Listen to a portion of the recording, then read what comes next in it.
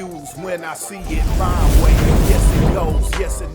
Hello everyone, this is Spitfire. Now I did a short about Rickey Smiley and R. Kelly and the table has turned when Rickey Smiley was crying. Many of you thought that I was either making fun or didn't understand the reason why he was crying and everything of that nature. I do. As a parent, I understand that it is the most devastating, scariest experience of losing a child. I will never make fun of that. I will never sit up there and make light of that. But that is not the reason or the only reason I personally believe why he was crying on camera. On camera. While he was making something and got off camera so people can hear him crying. I find that to be interesting. I find it to be interesting that he did this. So I wanted to do a short to follow up with all of the reasons of why I put that short out and why I said the tables has turned with R. Kelly.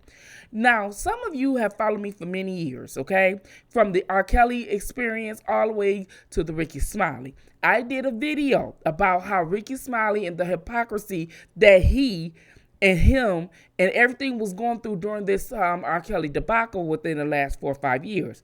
Now, during that time and in this short, I showed you how he was talking about R. Kelly, all right, and how he then started crying. It wasn't just about his son. So we're going to sit up there and take a look at why or what triggered him to cry about his son and how he did want the public sympathy is why he put it on camera.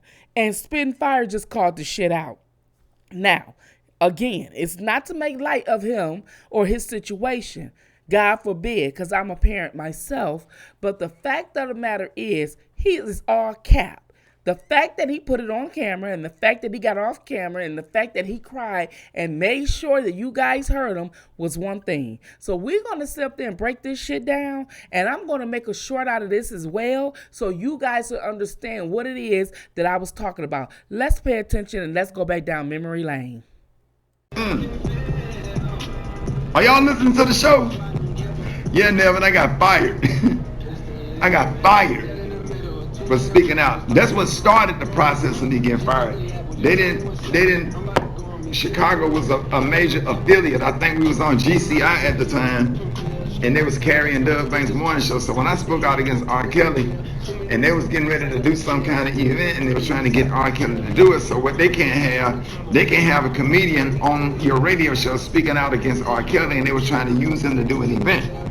And that started the process. Next thing you know, after I got my first official paycheck, my attorney called me. He said, hey man, they're gonna go in a different direction. And so it was like, man, it was crazy.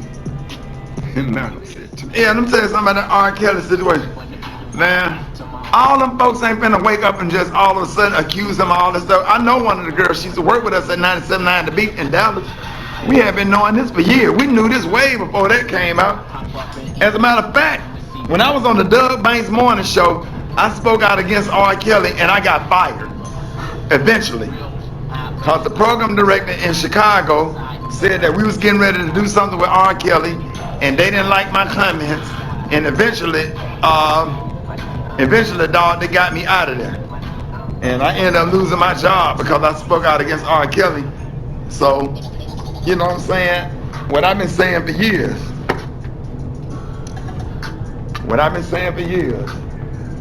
Cut it. Would you wear a shirt like that on stage? Hell to the no. Wait a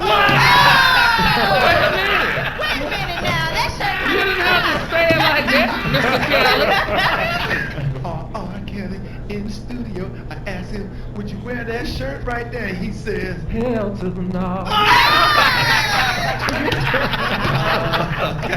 So you dance in your casket and you go up and you're standing at the gates of heaven, and if you don't put Gary's shirt on, you're gonna go in hell and burn forever. Would you wear that shirt? Hell to the no.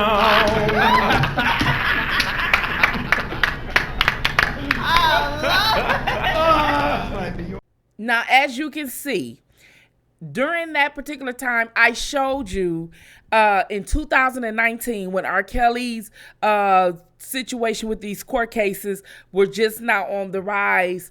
What Rickey Smiley has said. So we seen R. Kelly have the interview with Gayle King, and he was emotional. We seen what Rickey Smiley came out and said. Now, he said, we've been saying this for years, right? But then just 3 years prior to that, he had him on his show. And I just wanted you guys to see how this guy he doesn't tell the truth, the hypocrisy in all of this. And then just 2.5 to 3 years later, when R. Kelly is facing all these charges, I've been saying that for years, but you had him on your show. And I find that the hypocrisy is something strange. Now, let's take a listen to what Katt Williams said on Shannon Sharpe. Let's pay attention to this. It is sad. He was just that bitter when we were shooting it. He told everybody, it should have been my role. Everybody on the scene. Why do you think no cast member has ever said anything? He couldn't have played that role like you. I thought he was... Sir, no one... Why no... He was with KD? He beat up Terry Crews? Why nobody know this story? You talking about in Hollywood, they switched off roles. You take this and he... What? So Rickey Smiley knows this, and I don't know why he would lose a child and come on the air and start lying. That's why people believe in rituals right there. It's because, why would he lie? I don't know why liars lie, but I can tell you this. She crying, and people took that and said, and put on a caption that I was crying because of what was said about me. And I ain't never, not in my adult years, ever broke down and cried because somebody said something about me. That don't even make logical sense. It just don't. It don't make no logical sense that I would go in a room and put myself on a Facebook live and cry because of what another comedian said about me, and people sharing the video. Do it make sense to you? What I'm crying for, I didn't do anything to anybody. Okay, so you guys seen, what Rickey Smiley had to say. So I'm not negating the fact that he wasn't crying over his son. I'm not. But I am challenging the fact that the reason why those emotions really manifest, even though it is the month of his son's anniversary on his homegoing, is the fact that it's also still the month where the biggest comedian sat in front of Shannon Sharpe, did something spectacular, and said to him, why would you sit here after burying a son or something of that nature? And that could have triggered the memories of his son, and that could have triggered the emotions. And again, I'm not negating or taking the fact that that wasn't the real issue, but the part that did play a part of that is the comment that Katt Williams said. Katt Williams is challenged Rickey Smiley first and foremost on that couch before any other comedian.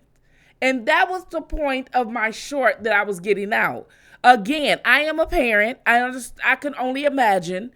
And again, I'm not saying that it was a lie. That's the reason why. But what would be the reason for you to actually go live, knowing that you having these feelings, to share something so personal, even though the world knows, and so intimate and dear to you, to where you break down to show this emotion live because everything played out live in front of millions of people.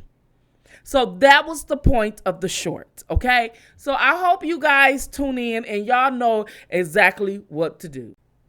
Thanks for watching. Please subscribe, like, and hit that notification bell to all so you'll know when I upload a new video. Fire out.